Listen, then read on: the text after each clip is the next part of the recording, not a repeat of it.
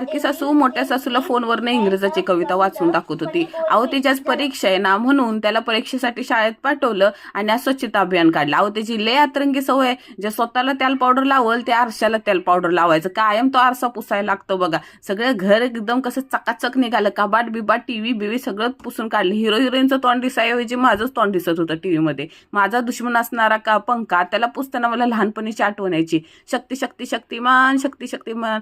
मंडळ आभार या एवढा सत्कार केल्याबद्दल. मावस सासूबाई आलेली मसाला करायला, त्यांना मिक्सर नाही लावता येत ना म्हणून त्यांना मसाला करून दिला. बाहेरनं कुळंबीवाल्याचा आवाज दिला, काय अशी ताजी ताजी कुळंबी दिसत होती आणि म्हणलं दुपारचा जरा वेळ भेटलाय त्यात मशीनवर बसावं. तोपर्यंत बारकी सासू शाळेत आली. आज तुम्हाला त्याचा आवाज दाखवतो.